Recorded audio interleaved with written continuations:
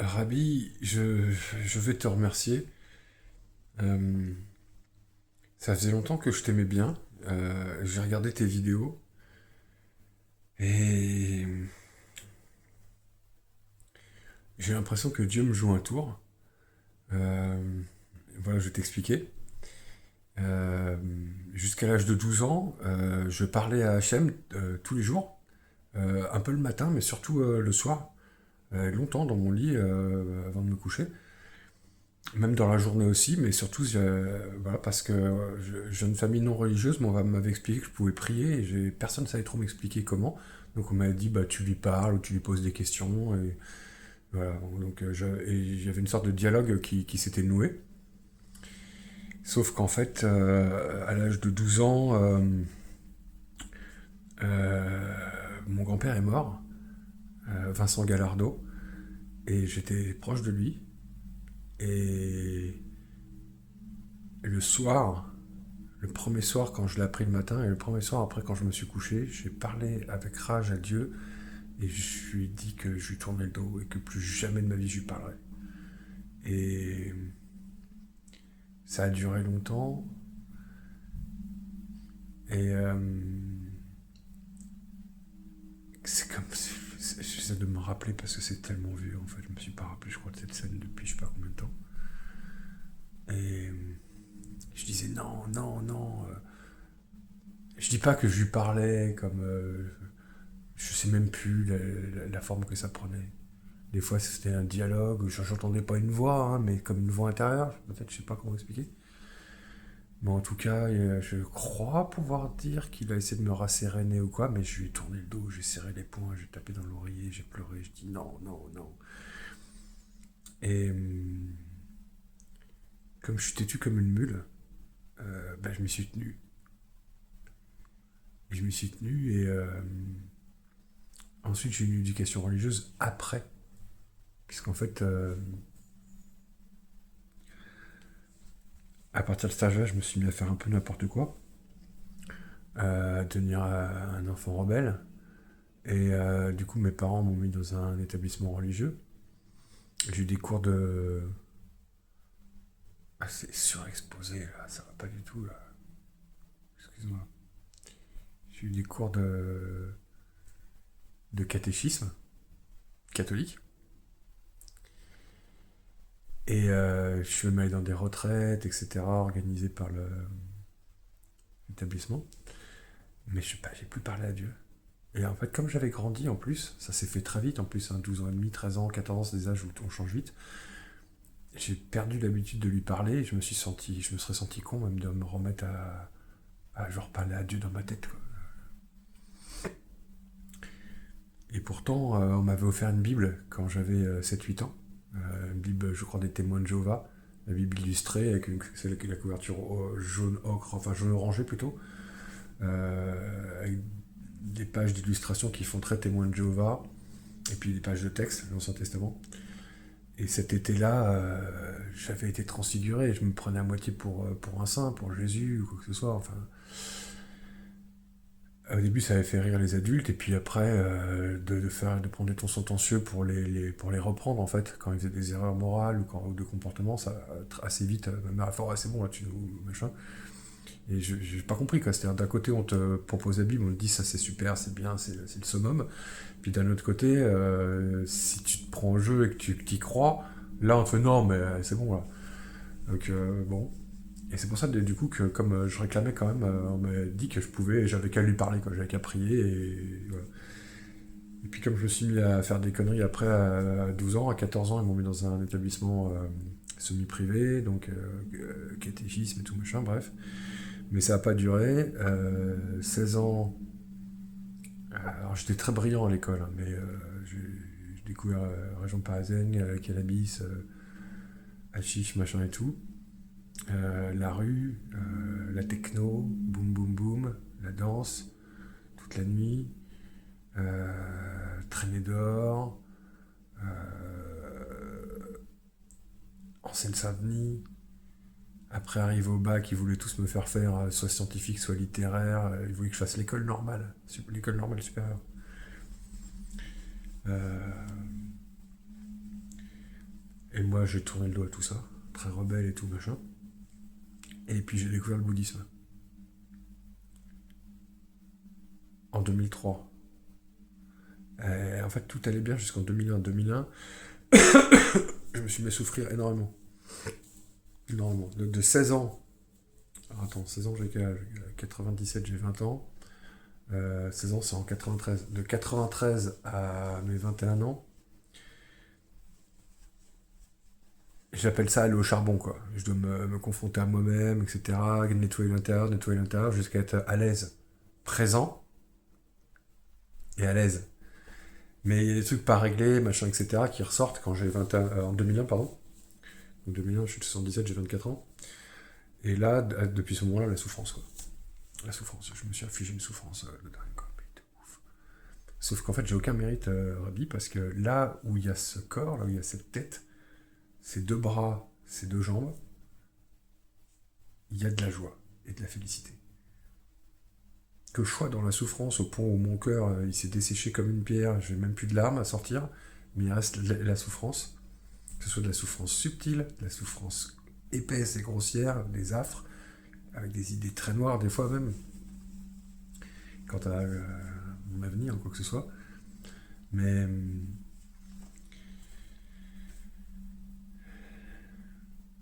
il reste la félicité, quoi.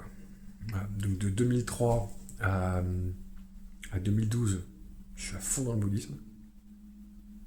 Des retraites, jusqu'à 4 semaines de retraite solitaire, etc.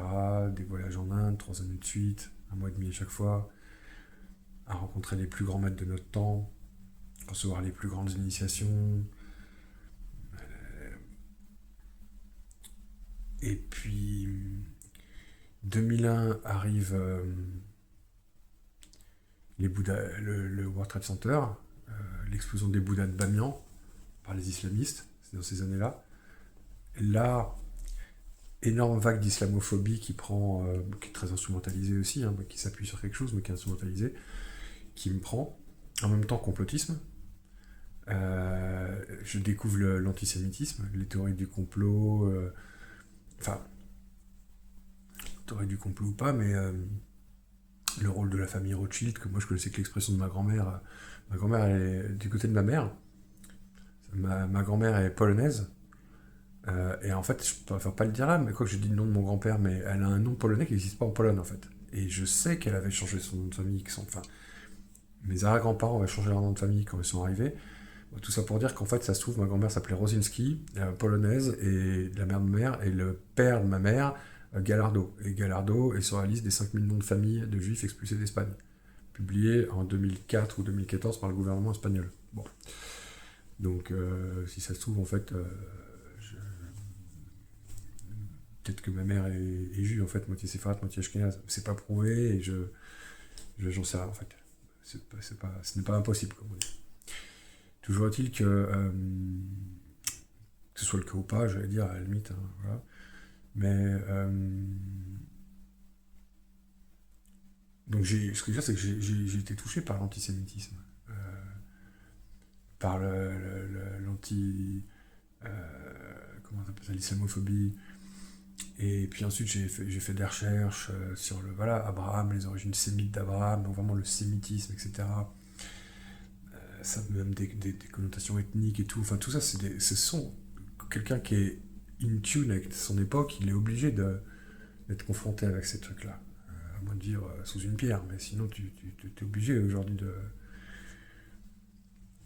enfin, d'une manière ou d'une autre, d'être touché par ces trucs-là, etc.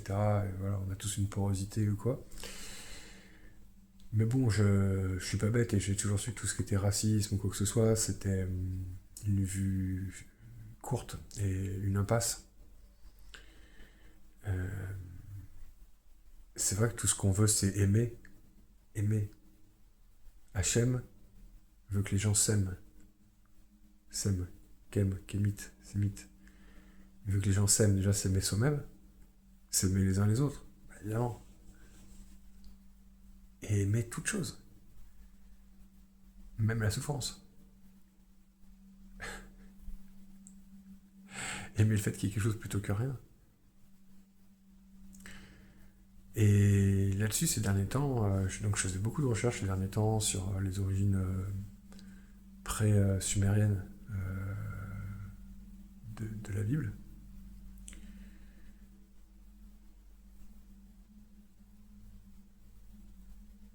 Et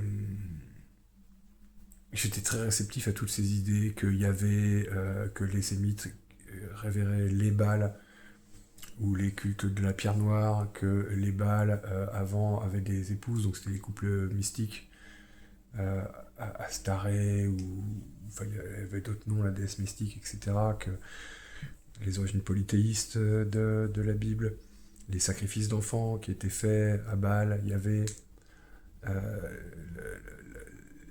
la difficulté pour le peuple hébreu de sortir de l'idolâtrie, du polythéisme, de cesser ses sacrifices, pour autant d'en rendre compte quand même dans leur texte, parce qu'ils ne l'ont pas escamoté non plus. Donc il y a quand même une sorte de mémoire, mais du coup l'ombre de tout ça qui les suit, euh, jusque dans la manière d'être considéré par les autres peuples, etc. etc. J'essaie de une sorte de tentative pour comprendre, etc. Et bref, j'en tombe sur vos vidéos, et voilà pas que vos vidéos me manquent, quoi. Donc en fait maintenant je les écoute, même votre voix me plaît, j'ai même rêvé du générique de votre chaîne. Euh, et c'est déjà arrivé à plusieurs reprises que Dieu, quelque part, refrappe à ma porte. Là, je me sens vraiment bête d'enregistrer cette vidéo. Vous verrez sur ma chaîne, on va dire, rattaché à mon profil, qui va vous écrire que ces derniers temps, je vais essayer d'écrire des vidéos parce que je sens un besoin, j'ai besoin de parler de, j'allais dire d'Hachem. Sauf que moi, dans ma terminologie, maintenant que j'étais devenu bouddhiste, eux, ils parlent de la présence. La présence. Et ce qui est marrant, c'est que je crois que j'ai compris la non-idolâtrie au contact de ce que vous appelez dans votre tradition les idolâtres. Et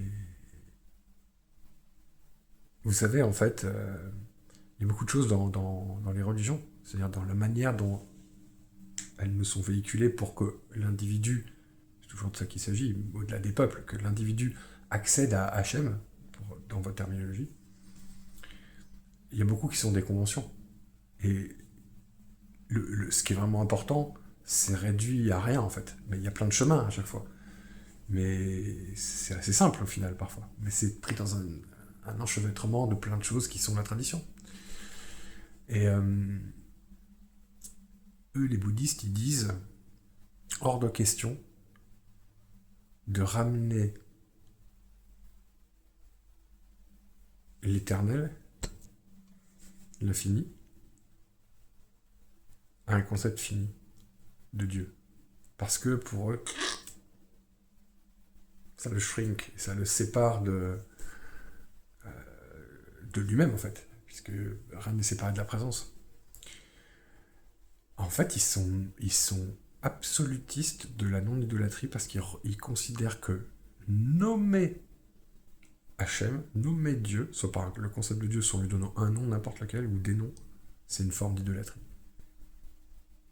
Et c'est ça, de ça dont il s'agit. Mais comme on a les défauts de ses qualités, ce faisant, il se coupe de tout ce qu'il y a de bon et de puissant dans ce qui a été révélé comme la notion de Dieu. Et maintenant, je vais parler des rationalistes, plutôt pas forcément des athées, des rationalistes, des philosophes, ceux qui vous diront, il y a la notion d'éternel, d'infini, de tout, l'être en soi. Pas ce qui est pour soi, ce qui existe en dépendance de ceci ou de cela. La table existe en dépendance de 4 pieds et d'un plateau, ou d'un pied central et d'un plateau, qui existe en dépendance à un sol. Et puis il faut qu'il y ait une planète Terre, et puis il faut qu'il y ait des êtres humains qui aient nommé les choses, machin. Sinon c'est la potentialité de la table qui existe. Donc c'est toute une interdépendance, mais la chose en soi, l'être en soi, qui préexiste même à la manifestation, le Ein Sof, avant même le début de la création, quand bien même passé, présent et futur n'existent que dans le présent. Ce qui sous-tend la base, l'absolu. Au-dessus, il n'y a pas. À la fois cause, source, origine, destination, réceptacle, habitacle, habitant, principe, manifestation, énergie, essence, nature, énergie. Hachem, Adonai. Tout le monde, en fait, croit en Dieu. Tout le monde cherche Dieu. Jamais personne n'est séparé de Dieu. Il est tout le temps là pour nous. Et il peut nous accueillir à tout moment. En fait, je crois que je dis ça pour me persuader parce qu'en fait, je lui ai tellement tourné le dos que je n'oserais jamais leur parler, quoi.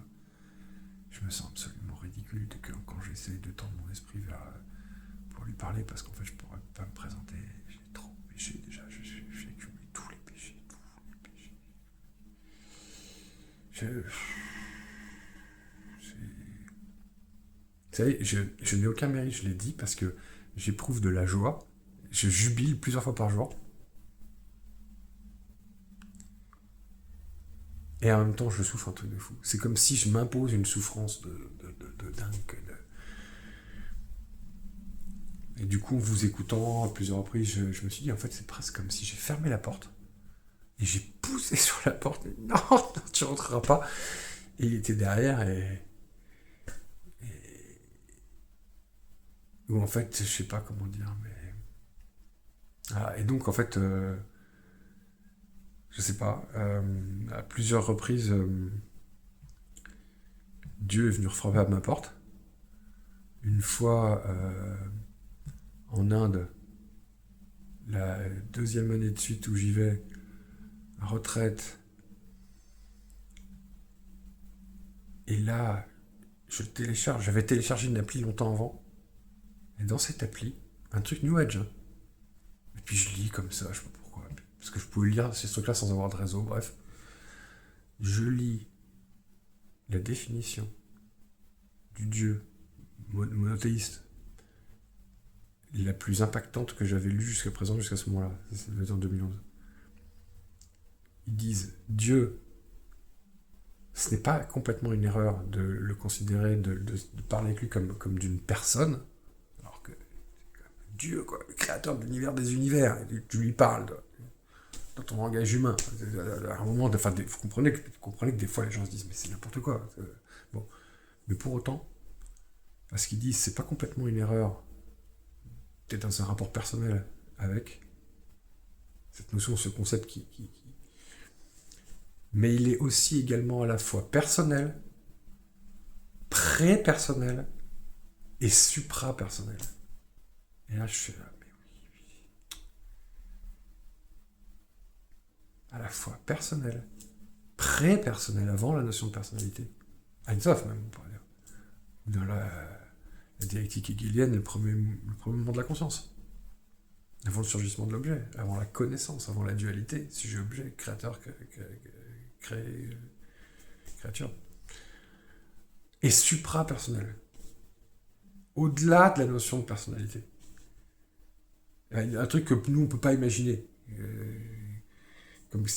Comme un être qui pourrait avoir le don d'ubiquité et en même temps voir de différents êtres, de différents trucs, de différents mots, passé, présent, futur. Voilà. Donc voilà, bon, tout ça pour dire que du coup, je vous écrivais. En fait, je voulais pas vous écrire parce que je me suis dit dans vos commentaires que vous liriez jamais. Je sais pas trop comment vous contacter. Là, on va arriver à 20 minutes.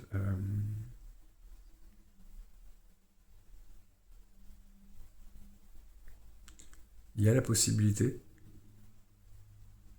de relier, de réunir l'abrahamisme, donc les trois monothéismes et leurs variantes, etc., et les différents courants, les différentes sectes, avec le brahmanisme.